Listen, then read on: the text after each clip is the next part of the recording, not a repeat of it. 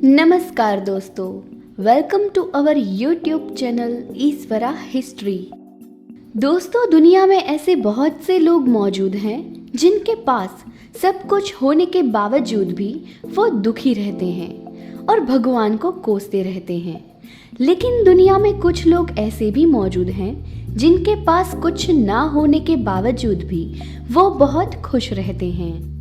ऐसे ही आज हम बात करने वाले हैं एक ऐसे इंसान के बारे में जो मानसिक और शारीरिक रूप से दुर्बल था, लेकिन फिर भी अपनी मासूमियत और खुशमिजाजी स्वभाव की वजह से उसने पूरी दुनिया का दिल जीत लिया था।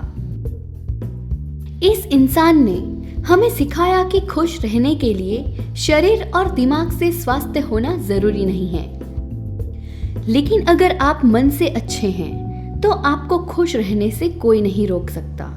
और तो और आप खुद भी खुश रह सकते हैं और साथ ही अपने आसपास रहते लोगों को भी आप खुश रख सकते हैं। अगर ये इंसान इतनी कमियां होने के बावजूद भी सबको खुश रख सकता है तो हम क्यों नहीं। ये शख्स जितना खुश मिजाजी था, उसकी जिंदगी की कहानी उतनी ही दर्दनाक थी, और ये इतनी दर्दनाक थी कि शायद उसके बारे में जानकर आप रो पड़ेंगे और कुछ ना कुछ तो सीख ही लेंगे, ये तो पक्का है। और उस इंसान का नाम है श्लिट्ज़ी। तो चलिए जानते हैं सबको खुश कर देने वाले श्लिट्ज़ी की जिंदगी के बारे में कुछ जानी अनजानी बातें।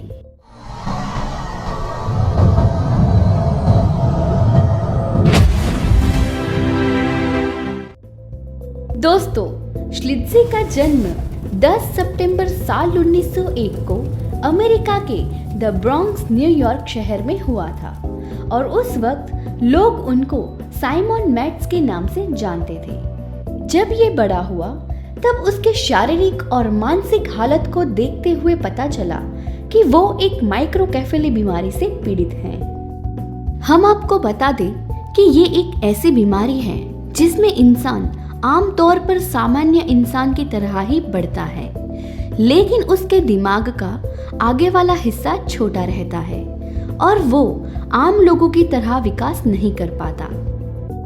यानी कि आम इंसान के सिर के मुकाबले इन इंसानों के सिर का विकास आधा होता है, और इस बीमारी के चलते इन लोगों का शारीरिक और मानसिक विकास भी नहीं हो पाता है, जिसकी वजह से पीड़ित व्यक्ति की मानसिक क्षमता भी कम हो जाती है। कहते हैं कि ये बीमारी जेनेटिक हो सकती है, या तो बच्चा माँ के पेट में होता है तब माँ की शारीरिक दिक्कतों की वजह से और बुरे खान पान की वजह से बच्चे में ऐसी बीमारी आ सकती है। और सबसे बड़े दुख की बात तो ये है कि आज भी इतनी सारी टेक्नोलॉजी होने के बावजूद भी ये बीमारी लोगों के अंदर पाई जाती है। श्लिट्ज़ी का जन्म एक बहुत ही अमीर परिवार में हुआ था, लेकिन इस बीमारी की वजह से उनके माता पिता को श्लिट्ज़ी को बाहर ले जाने में और सबसे मिलाने में शर्म आती थी। आपको एक बात और बता दें कि श्लिट्ज़ी की एक बहन भी थी जो कि इसी बीमारी का शिकार थी। इन दोनों भाई बहनों को दुनिया के सामने लाने में उनके माता पिता को हिचकिचाहट होती थी, लेकिन इन दोनों बच्चों के नसीब में कुछ और ही लिखा था, और एक दिन इनके माता पिता ने उन्हें ड्रीमलैंड साइड शो सर्कस में बेच दिया था। वैसे तो श्लिट्ज़ी एक युवा लड़का था, लेकिन श्लिट्ज़ी की इस बीमारी की वजह से उसका दिमाग 3 साल के बच्चे जैसा काम करता था, और वो छोटे छोटे शब्दों को जोड़कर बोलता था। उसकी इस मानसिक स्थिति को ध्यान में रखते हुए ड्रीमलैंड साइड शो सर्कस द्वारा उसके लिए एक केयरटेकर भी रखी गई थी, क्योंकि उसका मानसिक संतुलन दूसरे बच्चों की तरह बहुत ही जल्दी बिगड़ जाता था। इस सर्कस के दौरान वो लड़की के कपड़े पहनता था, और उसके यही मासूमियत भरी कलाकारी को देखकर वो लोगों का चहेता बनता गया, और यहाँ से वो प्रसिद्ध होने लगा। इसी के चलते श्लिट्ज़ी को हॉलीवुड मूवीज में काम करने के प्रस्ताव भी आने लगे थे। उसने साल 1920 और 1930 के दौरान लगभग 20 बड़े बड़े शोज में काम किया था। और साल 1932 में उसने हॉलीवुड की एक बहुत ही प्रसिद्ध फिल्म फ्रिक्स में भी काम किया और इस फिल्म के बाद वो बहुत ही प्रसिद्ध हो गया और बाद में सब उसे चाहने लगे थे।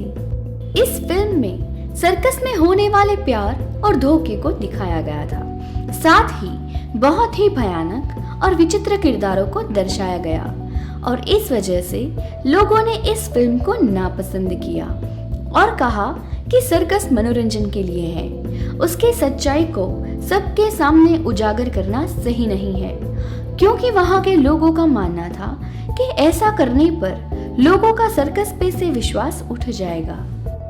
उसके बाद साल 1935 में जॉर्ज सुरतीस, जो कि उस सर्कस में चिंपांजी ट्रेनर थे, उन्होंने श्लिट्ज़ी को गोद ले लिया और उसकी देखभाल करने लगे।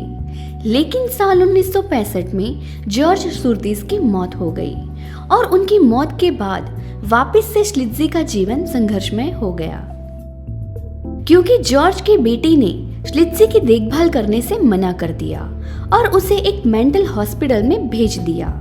उस मेंटल हॉस्पिटल में श्लिट्ज़ी 3 साल तक रहा और इतने समय तक वहां रहने के बावजूद भी वो अपने सर्कस को नहीं भूला था। वो रोज उन दिनों को याद करता और खुश होता। उसके बाद उस साइड शो में काम करने वाले एक जादूगर को इस बात का पता चला।